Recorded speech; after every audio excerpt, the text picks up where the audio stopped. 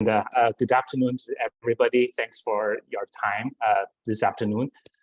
So I would like to have a interactive sharing, hopefully, with everybody on some thoughts about implementing quality by design framework for specifically gene therapy products. As Linda mentioned, part of actually a big part of my job is actually to provide technical consultations to our customers in the industry to help our customers to succeed in gene therapy. So this is actually a hot topic in recent years. So I'm hoping to stimulate some discussions from here so that we can mutually benefit each other. So this is the outline for my talk today. I'm going to quickly introduce the topic to give everybody kind of a high-level overview of how the clinical trial landscape and the commercial successes of gene therapy look like. What are some of the key regulatory guidance for quality by design? This is also very important. And then diving specifically into very common virus type for gene therapy, adeno-associated viral vectors, or AAV, as an example, on how to implement the QbD framework to ensure CMC success. So I'll start off with this introduction. This is actually a very promising claim, but this is something we strongly believe, that genomic medicine, the collective use of nucleic acids and related products, molecular and cellular products, to potentially cure a disease is really the future in modern medicine. So in fact, depending on the specific modality of genomic medicines can be used to either silence a gene, for example, the use of siRNA, short interfering RNAs, microRNAs, or to express a gene that is otherwise defunct, right? So for example, the use of messenger RNAs to express a protein, or the use of DNA to be transcribed into mRNAs and proteins eventually. Alternatively, genomic medicines can be also used to edit a gene to either repair a mutation in the genome, or to knock out or to silence a gene totally using different tools, for example, CRISPR, zinc finger nuclease, or TALEN, right? So this really brings unlimited opportunities to manage diseases that are not really responding well to the conventional or the current benchmark treatments, and even potentially cure the disease totally, because we are really addressing at the genetic level instead of just managing the symptoms. So if we take a look at different delivery methods for genomic medicines, broadly, there are in vivo gene therapies or genomic medicines or ex vivo. So in terms of in vivo gene delivery, this pretty much entails the use of viral vectors, or more recently, the use of lipid nanoparticles as a nanomedicine delivery vehicle. The idea is to carry the therapeutic gene of interest either in the code of the virus, recombinant virus, or LNPs, which can then be delivered to the human body, therefore in vivo, right? Alternatively, some cells can be also delivered directly to the human body. For example, the use of stem cell related cellular products.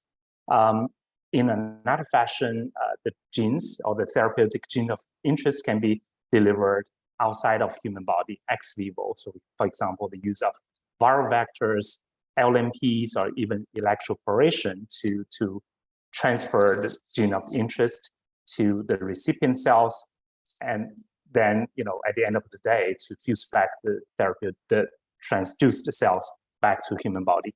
For example, as you have heard of previously, CAR T, right, for oncology indications. So if we just zoom in to the use of viral vectors for either in vivo or ex vivo gene therapies, this table gives you a flavor of the types of viruses and the characteristics of those viral vectors for such in vivo, ex vivo therapies. Broadly speaking, for ex vivo gene therapy, so pretty much the gene modified cell therapy, the commonly used viral vectors are retrovirus and also a related subset of retroviruses known as lentiviruses. So these are envelope virus, relatively bigger than the other viral vectors, and currently, very commonly used for gene-modified cell therapy, as I mentioned before, CAR T.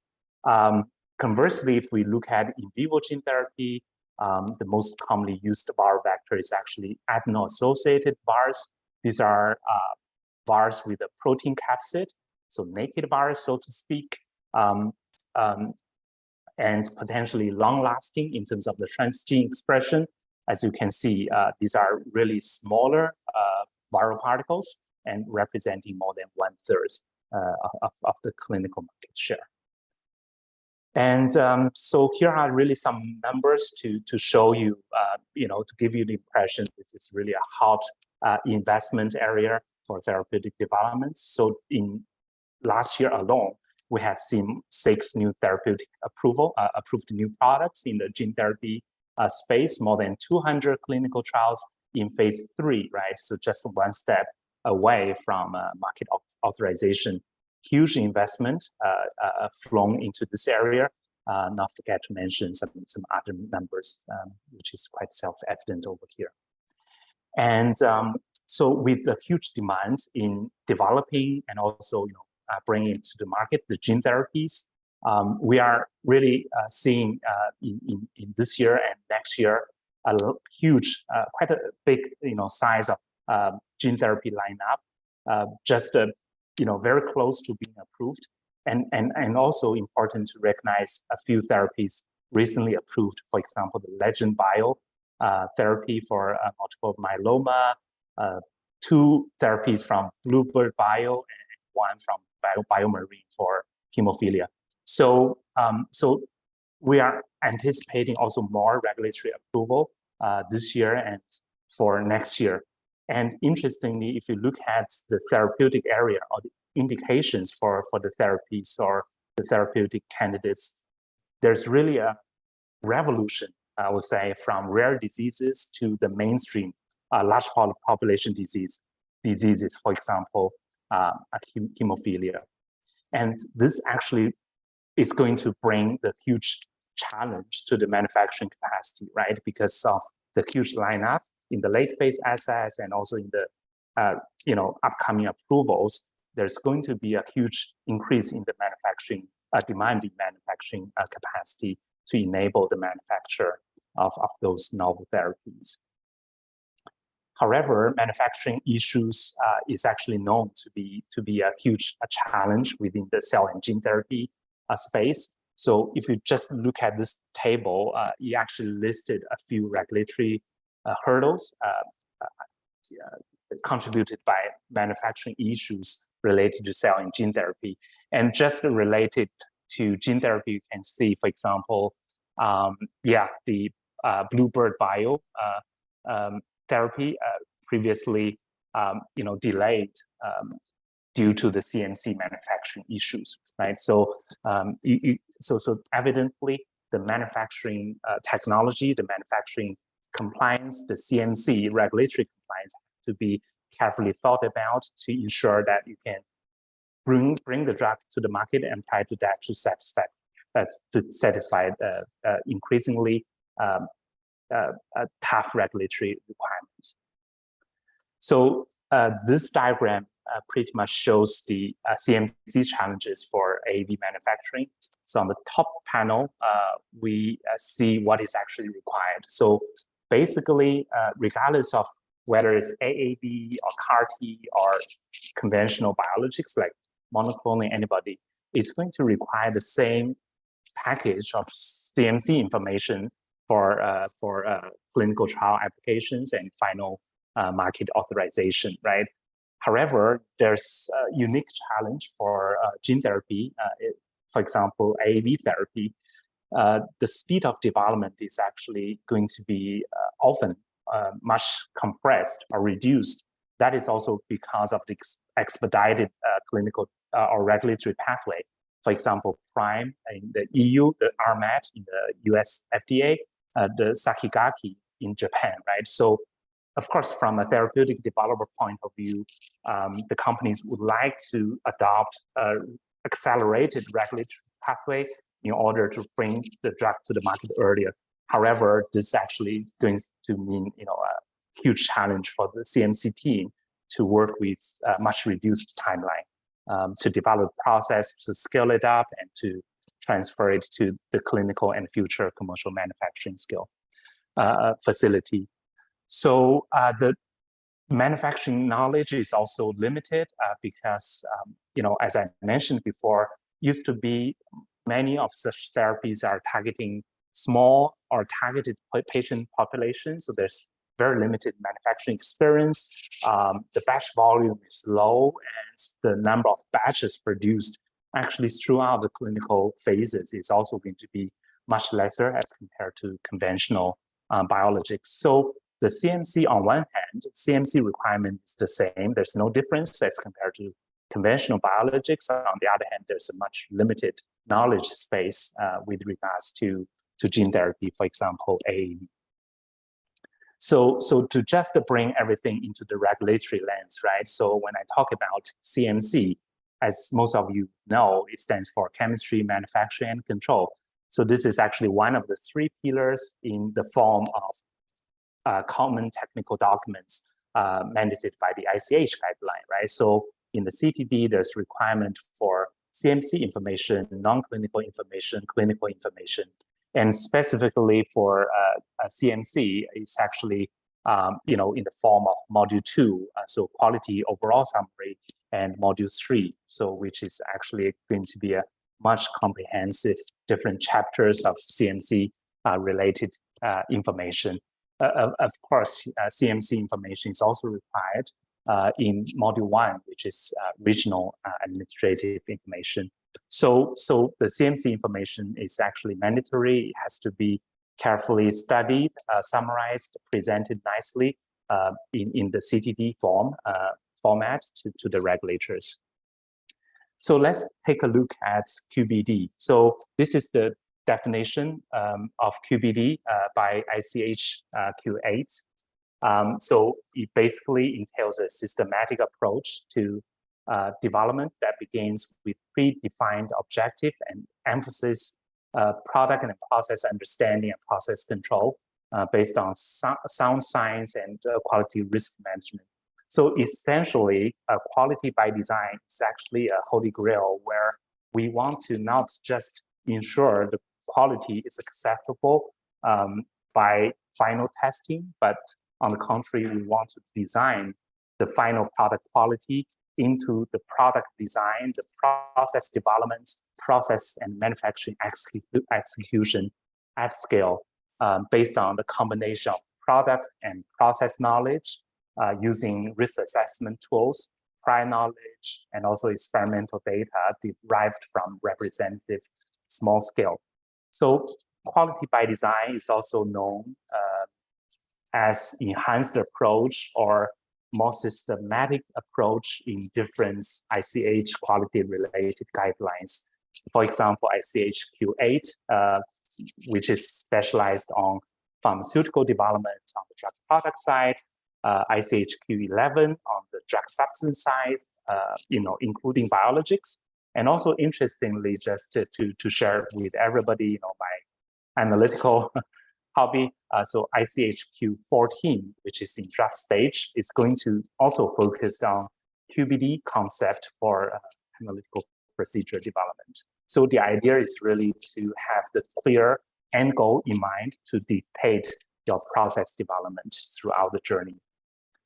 So specifically, here's an excerpt from ICH Q8 that says the applicants might choose either empirical approach, so basically the conventional approach, or a more systematic approach to product development, or the combination of both, right? So essentially, I'm basically representing myself as of now. My understanding from ICH quality guidelines is not really a must. However, it's strongly recommended to adopt a QbD or enhanced approach because, as you can see here, right, a more systematic approach to development can include the use of prior knowledge, the study results from DOE, the QRM, use of knowledge management throughout the life cycle, and such a systematic approach can enhance achieving the desired quality of the product and help regulator to better understand a company's strategy. So the recommendation is quite evident, right?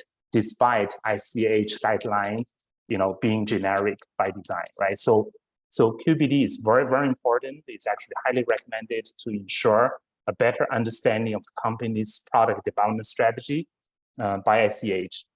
Now, operationally, how do we implement QbD for a novel drug modality like gene therapy? So that will be the topic I would like to cover next. Before that, here's actually quite a quick review of the definitions in the QbD framework. And these definitions are not really, any recreation. These are taken from the ICH, relevant guidelines. For example, QTPP, Quality Target Product Profile, being a prospective summary of quality characteristic of a drug product, ensure the quality, safety, efficacy. The CQA being critical quality attributes, meaning a physical, chemical, biological, microbiological property that should be within a limit, range, or distribution to ensure the desired product quality. And the CPP, or critical process parameter, being a parameter whose variability is going to have an impact on CQA. And similarly for the definition of critical material attributes, or CMA, right? And then, further down to design space, being a multi-dimensional combination and interaction of input variables and process parameters that have been demonstrated to provide assurance of quality. And the control strategy being a summary of control monitoring strategies derived from process, product understanding to ensure process performance and product quality. So just a quick alignment on the definition side of things. Now, you may ask, is there any open access documents or guidance specific to ensuring CMC compliance with regards to cell and gene therapy? So before I share Paul's experience in terms of implementing QbD, here are at least 3 external CMC guidance documents that I found that I would like to share with the audience. So the first being the CMC guidance for industry information for human gene therapy IND stage, right, from the FDA, and also from the EMA, a similar guideline for the quality, non-clinical, clinical aspects of gene therapy medicinal products, which is more inclusive as it covers also the non-clinical and clinical aspects of gene therapy from EMA. And also, I think many in the audience would remember the project AMAP. So that was actually a kind of an industry-wide a joint case study to propose how QbD can be implemented in the form of monoclonal antibody, right, by a host of different companies and societies. So there's actually a similarly conceptually similar study called Project AG, coordinated by Alliance for Regenerative Medicine, or ARM, which is the society for cell and gene therapy field. So this is, again, as I mentioned, a case study based on QbD principle to how to implement it into gene therapy form of AAV. And specifically within Pall Corporation, we also launched a white paper, Quality by Design for Animal-Associated Viral Vectors, AAV, at this web page. So you can take a look if you are interested to hear our thoughts on QbD implementation for AAV.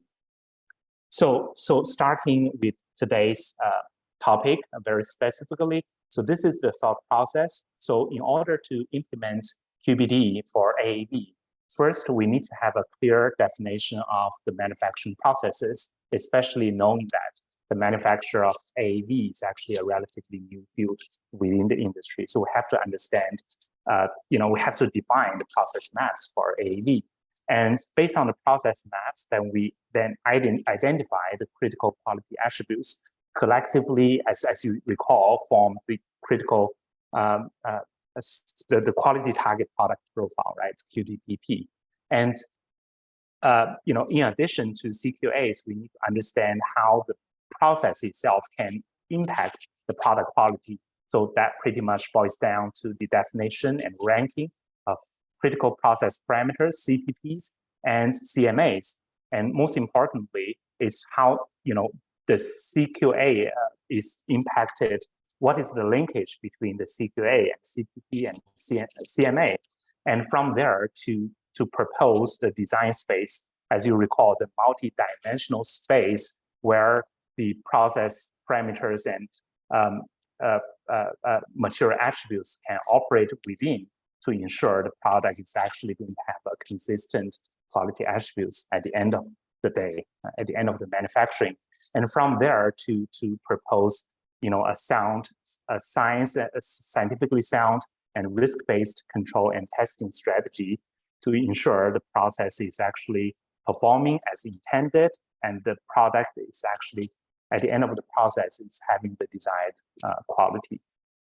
So that's basically the whole thought process for the QbD framework for AAV. So first, AAV manufacturing process maps. So essentially, within the industry, there are 4 main AAV manufacturing platform processes that we evaluated for this case study.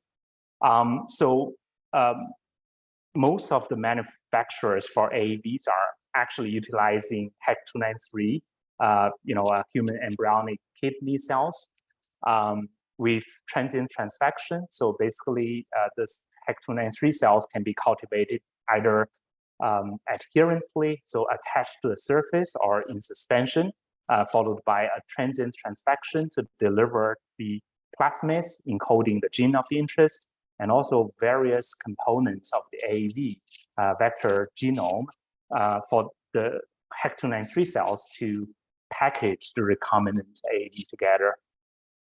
Alternatively, AAV can be also expressed using insect cells, using baculovirus infection, or some manufacturers also use different mammalian cell line HeLa cells with infection protocol. In this case, the use of helpervirus, adenovirus, ADV5 to infect HeLa cells to produce AAV. So accordingly, depending on the transfection or the expression mode, the upstream process can also take different forms. For example, over here on these 2 diagrams, you see pretty much the process map for transfection-based process based on HEC293. So pretty much, regardless of adherence or suspension culture, you also always started with biothaw, cell expansion, and then main stage cell culture, followed by triple transfection in either adherence or suspension bioreactor. So I won't spend too much time on these 2, which are less common, but suffice to say, it pretty much entails cell expansion and infection protocol in the final in-stage bioreactor. On the other hand, for the downstream purification process, regardless of the upstream cell culture and virus expression modes, there's largely a unified industry platform process for the downstream purification for adenovirus viral vectors.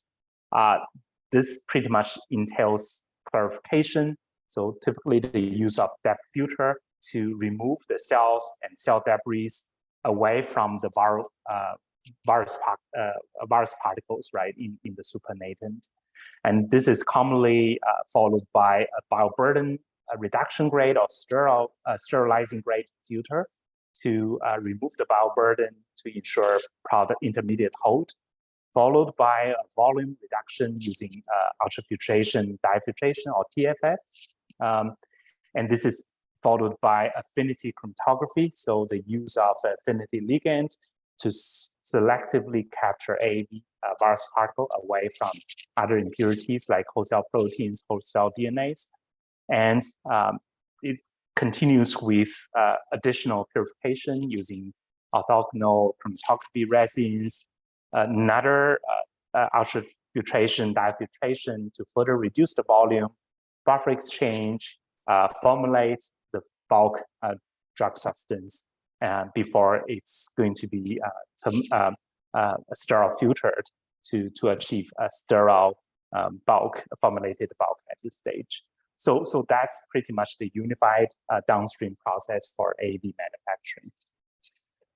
So as a solution provider, not really a drug developer, is challenging. It's virtually impossible for us to really focus on potency or functionality side of the quality target product profile.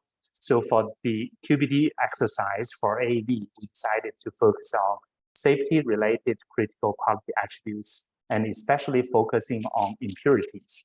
So talking about impurities, they can be characterized to product-related impurities in the form of AAV, for example, deamidated AAV, glycosylated AAV, empty capsids, or aggregated AAV. Another category of impurities, process-related impurities, for example, as I mentioned, whole cell protein, whole cell DNA, and all those process additives that you are going to add into the manufacturing process, which should be sufficiently removed to ensure patient safety. For example, bovine serum albumin, so BSA, detergent, or transfection reagents, like those, right? And the impurities can be also in the form of adventitious agents, for example, mycoplasma, different microorganisms, including viruses. Those are also should be sufficiently removed, or at least the removal capability should be demonstrated, validated, and you have a holistic approach to make sure it's actually controlled at various aspects. And from this mapping, as you can see from on the right, depending on the manufacturing platform, especially on the upstream, they can also impact the impurity profile. For example, the transfection process is going to introduce process-related impurity, including transfection reagents, whereas infection-based manufacturing protocol is going to introduce alphaviruses instead of transfection reagents. And also different mammalian cell lines, for example, mammalian cells versus insect cells is also going to impact the impurity profile. So the impurity profile that we summarized here is going to be the basis for identifying safety-related CQAS that I'm going to present next. So to identify and also to rank the quality attributes, to distill from the list what's being critical, what not, we, again, being a solution provider, at a high level, we decided to use a specific risk assessment tool called PHA. So for those of you who are familiar with it, it's preliminary hazard analysis, which is a common risk assessment tool, especially used at a high level before you implement more detailed risk assessment tools like FMEA. So it's essentially for PHA, we consider three factors: the likelihood of a risk event to happen, the severity of the impact on human health, and the level of uncertainty. And also from there, we give it a risk score, right? So the likelihood times the severity.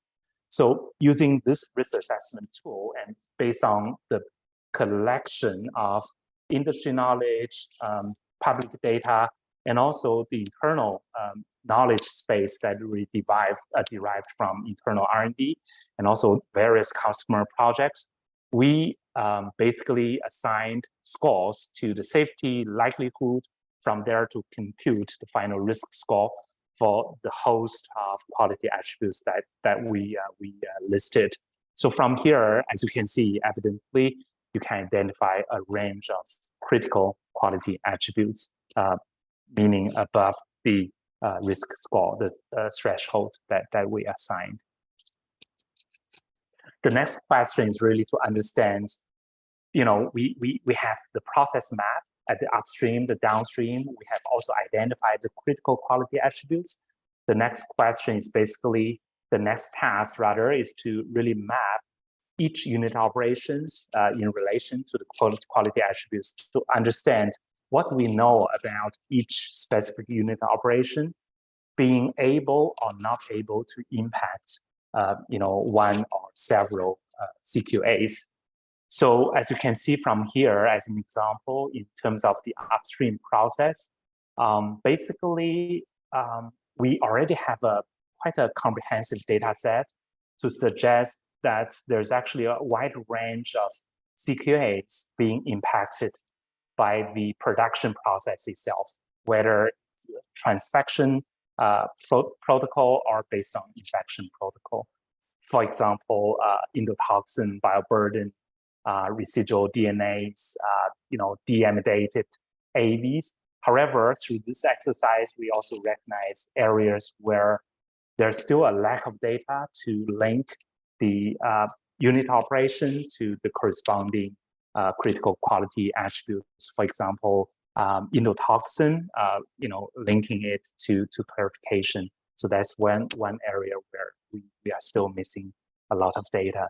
And similarly, in a similar concept, if you look at the downstream, we can also map each unit operations to a range of CQAs, whether we have sufficient data to show the linkage, the unit operation, and its impact to the CQAs or not, right? And again, we are already seeing areas where we are missing data. For example, the helper virus removal using polishing chromatography in this specific case where more data is still needed to establish that link. So as I mentioned, after the identification of CQA, the next question in the QbD framework is really the identification and also the linking of CPP, CMA with CQA. So before I, list out the CPP, CQAs, establish the linkage, I think it's worth a few seconds on the definition side of things, because the definition can be organization specific or regulation specific. In this presentation, in the context of Pall white paper, we define the critical process parameter being variables with a critical impact on the CQA that is controlled within the manufacturing suite. And conversely, if it's a if it's a variable that's controlled outside the main manufacturing suite, we classify it as critical material attributes instead of a CPP. And for example, the buffer pH, right? So the control of the pH itself within the manufacturing suite is actually considered as a critical process parameter. However, during the buffer prep stage, which is outside of the main manufacturing suite, that is recognized as a critical material attribute. So with that definition, it's also worth mentioning a few different strategies how to identify and classify CPP and CMA. So this can be done by data trending, for example, representative or qualified scale-down model studies in combination with DOE. You can trend your data using, univariate or multivariate data analysis. You can identify and classify them based on standard scientific rationale using published data or your own data, platform data. It can be also based on critical material attributes, as I mentioned, the buffer pH outside the manufacturing suite and inside the manufacturing suite. So let's maybe just take a few, I think maybe one or two unit operations as an example to look at how we can link CQA with CPP and CMA. So over here, let me just look at, okay, so this is actually the unit operation. This is where the AAV production stage is actually happening. So if you look at this table, horizontally, we list out the range of CQAs that are known to be impacted by the production stage. And vertically, you can see the range of CPPs and CMAs that, that are going to be take place, right, during the execution of the AAV production stage. So, for example, the nuclease concentration and the activity. So this is something that we control within the manufacturing suite. This is recognized as a critical process parameter. And based on our body of knowledge, we can confirm that this parameter, this CPP, is going to have an impact on aggregation of AAV virus particles. This is actually going to have an impact on the residual whole cell DNA because that's the purpose of the nuclease. However, it's not known in our hand, in our body of knowledge, to have an impact on the other CQAS. So through exercise like this, we can map out what is the interaction between the CPPs, CMAs with the CQAS, so that we can zoom in to the specific area where you can study more carefully using qualified scale-down models in conjunction with DOE, as I mentioned earlier. So I'll skip some of the unit operations and perhaps just zoom into this downstream unit operation, affinity chromatography. So for example, the use of AVB or alternative affinity ligand to selectively capture a variety of AAV serotypes. And there's a body of knowledge already available in terms of the dynamic binding capacity. And similarly, we can link, for example, the flow rate when you execute this step of the chromatography to the CQAs that can be impacted by flow rate. For example, the non-infectious AAVs, the AAV aggregations, the residual whole cell DNA, et cetera, et cetera. So that gives you an area when you have a particular development goal, you can, with this interaction in mind, you can focus your resources, your energy, your study to study it more carefully. For example, if whole cell DNA removal is your challenge, is your development goal, then the flow rate being a CPP for this unit operation have to be carefully studied. So taking everything together, knowing where the unit operation, which unit operations can affect which critical quality attributes, what are the critical process parameters, material attributes that can influence what specific CQAs. The next step is really to come out with a sound control strategy to make sure you can execute the process as expected, and the quality at the end of the day is what you anticipate. So this is basically boils down to a control strategy.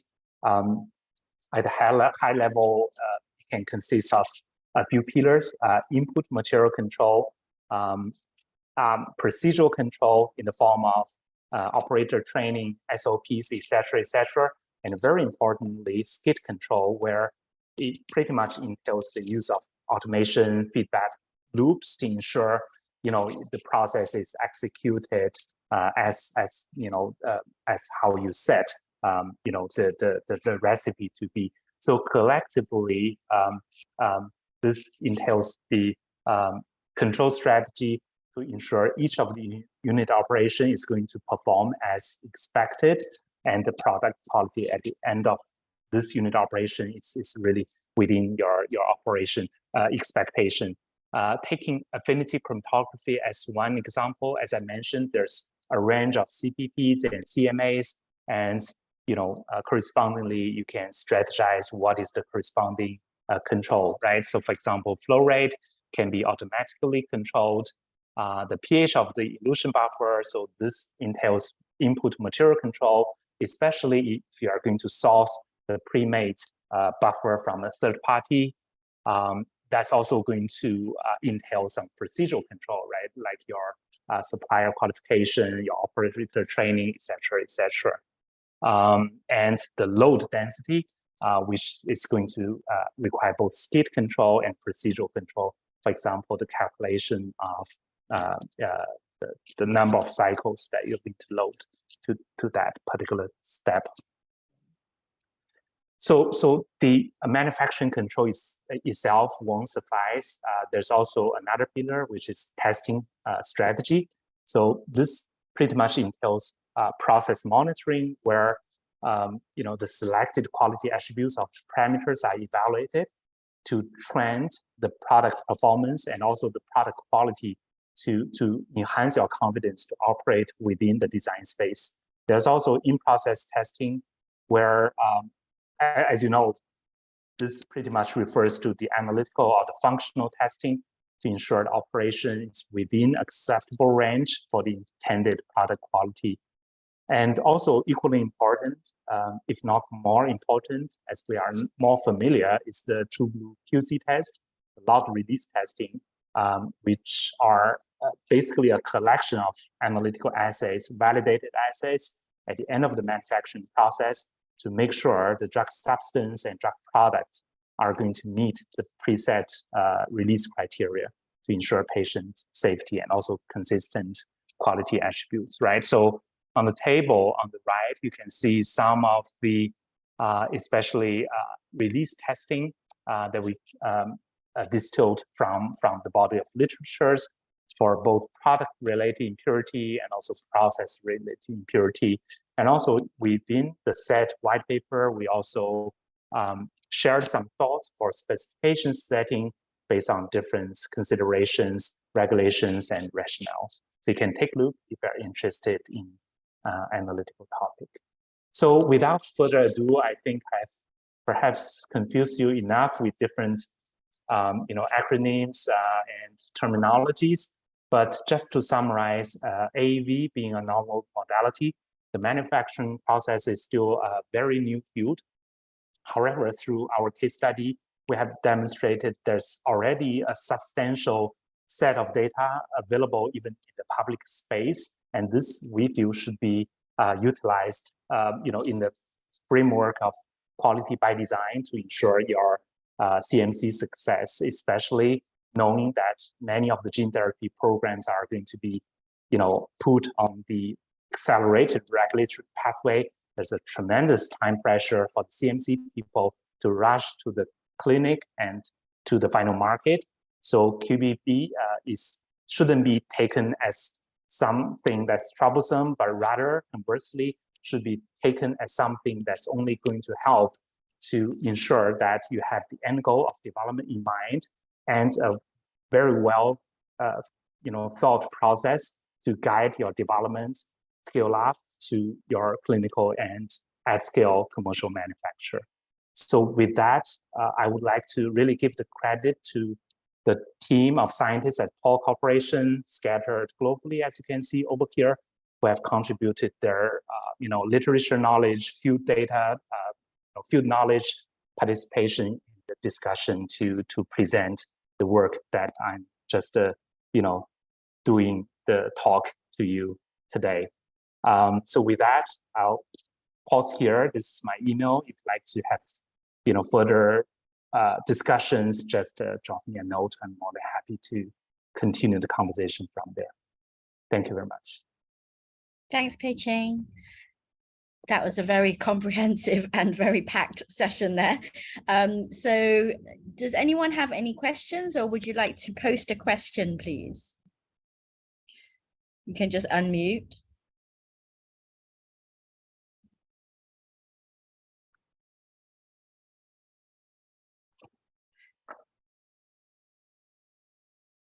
Anyone?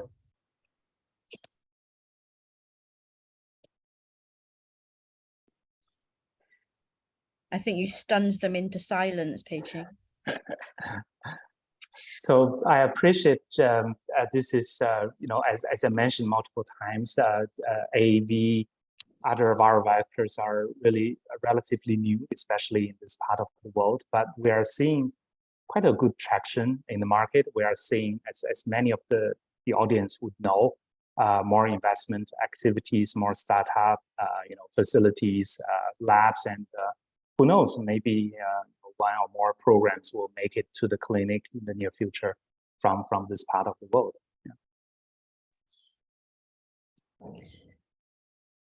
Does anyone have any questions? It doesn't matter if it doesn't have to be technical. It could be quite a basic question if you want, anything answering. This is your opportunity. Yeah, hi. My name's Michelle. I'm from Australia, member of ISPE, but I stalk ISPE Singapore. I was just questioning about the regulatory guidelines. So has the HSA already adopted Annex 2A and Annex 2B as part of the guidelines for ATMPs and biologics, or what guidelines do you see you falling yourself under? That's a very good question, but anything related to regulatory guidance, I have to be extra careful. So let me bring your question back, and I'm a technical expert. I can just defer a question to our colleagues who are really expert in regulatory affairs. I'll get back to you. Thank you. I'm just going to ask one more, and you might not be able to answer this one either, but with regards to chain of custody, which is very important with cell and gene therapy, etc. So how do you handle that? Do you do transport validation, etc., and how many touch points do you think you have along the chain? So I think I could superficially try to answer your question. So obviously COC or COI is very important. And that importance is, much heightened when it comes to individualized therapy, as you know, for example, CAR T, right? Over here, I think just to bring back to the theme of my presentation, over here, we are still talking about, I'll put quote and unquote off-the-shelf therapy, for example, viral vectors and so like AAVs, right? So that's really being fundamentally not different in terms of chain of custody as compared to conventional biologics, where the idea is to mass produce. That's what we are really hoping for. Produce the products and to give it to more than one patient in a more open access manner, right? So I think that from that line of thought, the regulatory requirement shouldn't be too different as compared to conventional biologics, including transport validation, as you mentioned. However, CAR T or similar autologous cell therapy, there will be a different topic. Again, I can bring your question to relevant expert to give you a concrete answer. Thank you. And I've been in the biotech industry for over 25 years. It's probably closer to over 30 years now, but I love the fact that now we're talking about monoclonal antibodies, etc., as either conventional biologics or traditional biologics, because cell and gene therapy and viral vectors and everything is now the new ways. But anyway, thank you very much for your answers and your presentation. You're welcome. Thank you for asking the question. So you mentioned about, I think it's relative, right? So by saying conventional, it's not to say there's nothing too novel. It's actually far from that. I fully appreciate, still the challenges and huge promises, even quote and unquote conventional biologics, including monoclonal antibody, can bring to unmet medical needs. So in fact, some other societies, for example, the Chinese Antibody Society, where I'm also volunteering now, has quite an interesting concept where they coined the term antibody plus, right? So I think in that lens, there's also a lot more opportunity that we can fully leverage on quote and unquote conventional map modality. For example, the use of plasmid DNA to encode antibody and to deliver it to the patient body directly, at nucleic acid level instead of protein, and all kinds of antibody-based conjugates, right? ADC, and there are also, I think, clinical research is ongoing, antibody conjugated with short RNAs. So I think, so not really undermining the novelty of the antibody field. I think it's just in terms of the timeline to the market. So conventional, novel, but at the end of the day, we are serving the patients collectively. We are. I love the term antibody plus. I've not heard of that one before. So I'm gonna put myself on mute now in case anybody else wants any questions. So thank you again. Thank you. Thanks, Michelle. And Michelle, we still remember you from being at our conferences in the past as well. So as long as you remember me in a good way, that's good. Always, always. And we see your name popping up at the various Tech Tuesday and our sessions as well. So although you're in Australia now, right? Yes, I am. Yes. Yeah. So it's good to see you pop up every now and then as well. Well, I'm just going to say, and I am a member of ISPE and PDA, but I just want to say that the Singapore chapter of ISPE with the Technical Tuesdays is absolutely fantastic. So thank you very much for all of you at ISPE Singapore. Thank you. We're happy to have you share your expertise if you like in the future as well. Yeah, we're open to all. Oh, by all means, just let me know what you want me to speak about. I'm very good at speaking about myself. I just did that at a conference this morning. So okay, great. All right. Do we have another question? Does anyone else want to ask a question? We've got time, a couple of minutes left.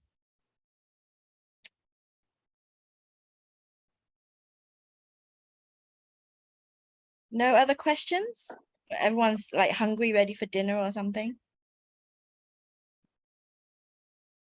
Okay, well, I think with that then, Peiqing, you're off the hook for now. But obviously, if anyone does have any burning questions or wants to make any comments, we've got your contacts and happy to link you up. And also we'll link you up with Michelle afterwards as well, with your experts on the questions that she had asked earlier. So thank you everybody for joining us this Tuesday evening now. And we hope that you had an informative and enjoyable session. We look forward to seeing you at our other Tech Tuesdays coming up over the next month and a half. We've got quite a few on schedule. So thank you very much, Peiqing, for your time and for sharing with us, and wish everyone a lovely evening. Thanks, Linda. Thanks, everybody, for a kind attention. Have a good evening. Thanks a lot. Thank Take care, everybody. Bye.